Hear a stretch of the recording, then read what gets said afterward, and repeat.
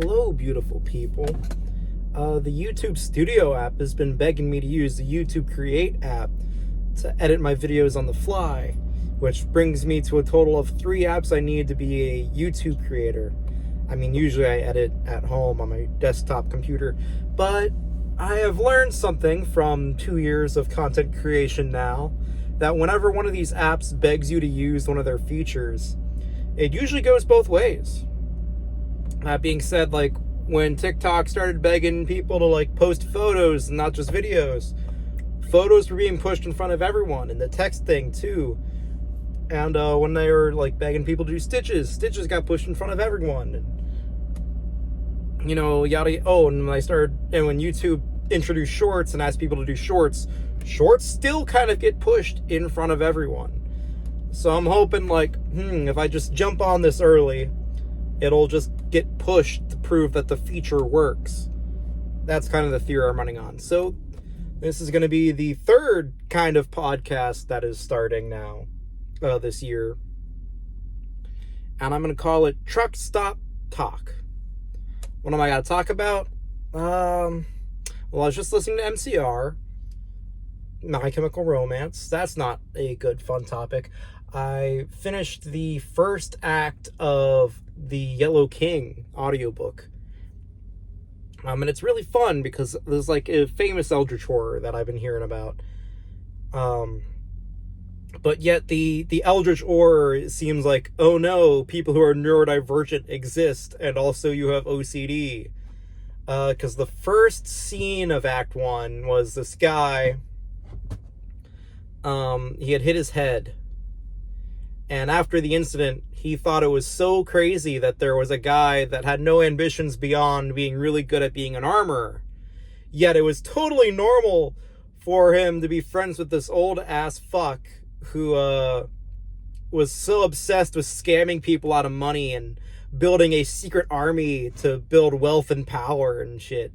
I'm like, yeah, that's kind of it, I guess, maybe.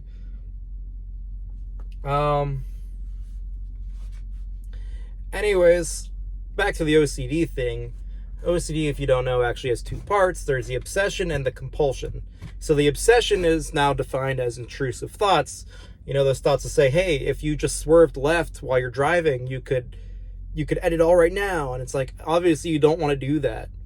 So what comes next is the compulsion. The response is, oh, I'm so afraid of my brain. What I'm going to do is I'm going to sell my car. I'm going to shred my driver's license. I'm going to throw my keys down the drain, make sure it's impossible for me to drive, because now I'm afraid of my own brain because of this thought. So that's the obsession and then the compulsion. For this guy, it seems like his obsession was, his obsession was proving he wasn't insane. Everyone was, after he hit his head, everyone was calling him a lunatic. Everyone was calling him crazy. He's put in mental asylums. And he could not believe that he was crazy. So he started working with the guy as a compulsion to prove that everything he was envisioning, everything he was hallucinating was real. And if he just manipulated the powers, he would just have wealth and power because it's all real. And then obviously he killed a guy and then got taken in by the cops. Well, he killed a cat. But he was an assistant to murder because he tricked a guy into killing someone else. And then in scene 2, there was this group of friends, these 3 friends who were very much all in love with each other. But the girl between them said that she loved one of the men more. And so even though they still hung out every day, that was the official couple, and the third was just really proud of them and respectful and all that. Oh, I've got another comment about this scene. But in this scene, they kind of go crazy, or the girl goes crazy when she realizes she actually loves both of them. And this causes the men to go crazy because their whole lives were based on who she loved more. And they very heavily hinted that they loved each other. And this drove them crazy enough that they tried to kill themselves, but only one of them ended up actually dead, so they were able to have a couple again. I want to point this out that, like, the obsession was, like, a polycule can't exist. There can only be a couple of two of us. And so the compulsion to fix that obsession was, like, to kill ourselves. The guy was laying in bed crazy as shit going, I know that the other two have probably came to the same conclusion. And then his buddy, who's been checking on him while he was sick, confirmed that, yeah, they tried to kill themselves. And when he rushed to find them, he managed to solve this magical archaic bullshit that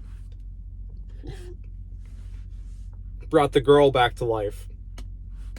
So the couple was solid. Now, there was another thing that I think is, like, that makes me really want to look up when this book was written. Because this whole scene was like an allegory to AI. Because the one guy,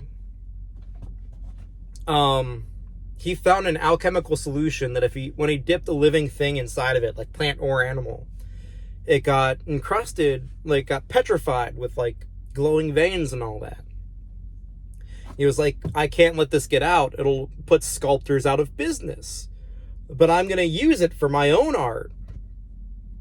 That kind of thing. Anyways, it turned out that when you petrified someone in that, they could be brought back to life when you kissed them. But they didn't know that when the girl tried to kill herself by jumping in the pool. So her first lover killed himself about her jumping in the pool of this solution. But the second lover was like, just like found the statue and was a weird creep and kissed it, and then it came back to life. So that was that. And I've already explained the obsession and compulsion there. The scene 3 of Act 1, there was this guy. He was questioning the church. He was part of the church, a member of the congregation, and he was questioning the church. So his compulsion was to show up the church to prove that he still liked the church. But the way the organ was played grinded his ears wrong, and he fell asleep, and he woke up and just felt so defeated about it. Because he had a weird nightmare about being chased around town for losing faith in the church. Now, what does the King in Yellow have to do with all this? So the King in Yellow in the story of this book is a book that drives people crazy when they read it. But by what I can fathom, it makes people question cultural norms, but doesn't let them actually change their minds about it. And that drives them crazy until they become a servant of the King in Yellow, is how I think it's going to go. Because I only finished Act 1, and Act 1 made a heavy-handed allegory for the King in Yellow being death himself. And also being made manifest through someone in the real world. So that's my theory, is that this book makes people question cultural norms like it's some kind of manifesto, but tells them that they're not allowed to change cultural norms like some kind of religious book. It's like if Karl Marx in the Bible had a baby, but like Old Testament Bible. and so they get stuck in this loop that drives them crazy. And then when they succumb to it, they become a servant of the King in Yellow. Either they kill themselves or they kill others about it. I'm excited to see how that turns out. No spoilers, please, if I even have enough viewers to get spoilers on something like that. Besides that, the trucking company I work for is in the middle of a union battle, but I know for a fact I can't talk about that too much.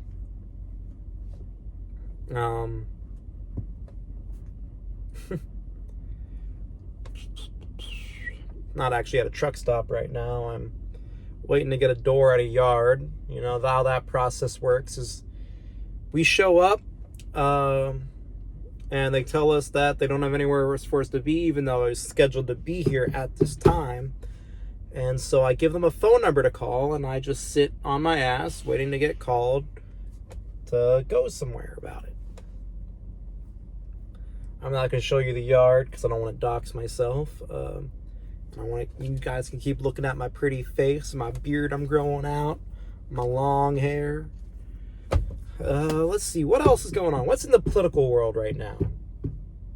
There was that big, I don't remember what it was, but some audio files dropped of an Epstein survivor talking about Epstein and Trump, among other things.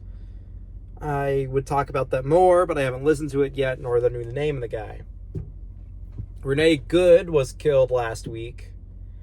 I remember, because I was going to talk about, this is going to be after the video came out, so I was going to talk about the Telluride Ski Resort Union this past weekend until that happened. And so that video is going to be coming up this weekend.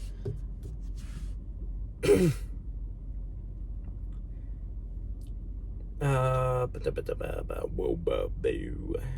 video is going to be coming up this weekend.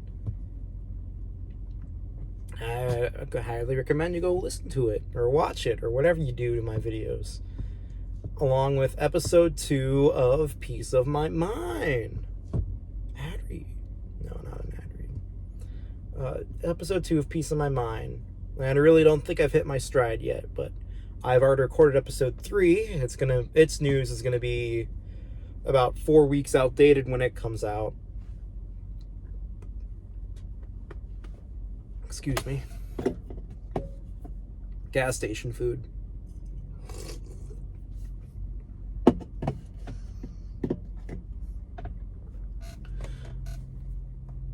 But I think I keep the conversation going pretty well on that one. So I'm excited to see that one to come out, and then I'm going to make another push for people to listen to it.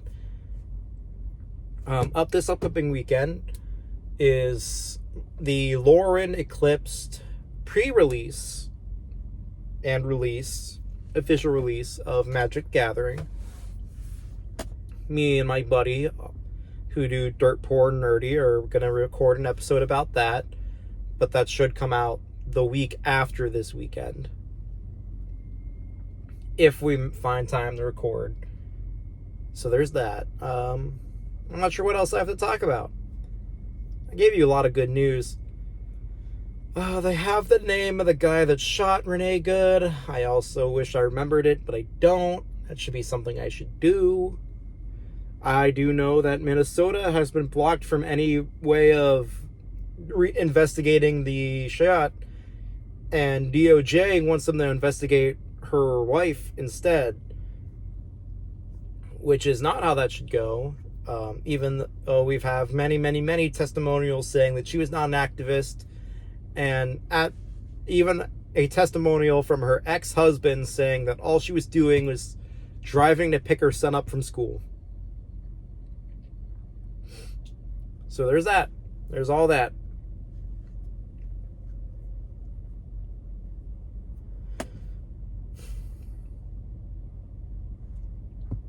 Listen to a lot of Utah Phillips, and some of his clips that you find on Spotify. He talks about this guy named Hammond Hennessy, and Hammond Hennessy has a quote that goes, "Pride in country always, pride in government when it deserves it." And I think that's a very comfortable way of saying that, hey, I don't think this government that we're under deserves my pride, but that doesn't make me any less American. I'm still very proud of this country. I am not deserting, fleeing, or trying to support a different one. I'm trying to make this one better. So that's what that means, and I'm going to hold true to that for a bit. Yeah, that's all I got for you. Thank you for episode 1 of Truck Stop Talk. If it does well, like I expect, I will make more. If it doesn't, then this might be the only episode you get. Thank you guys so much for watching, and stay a fan.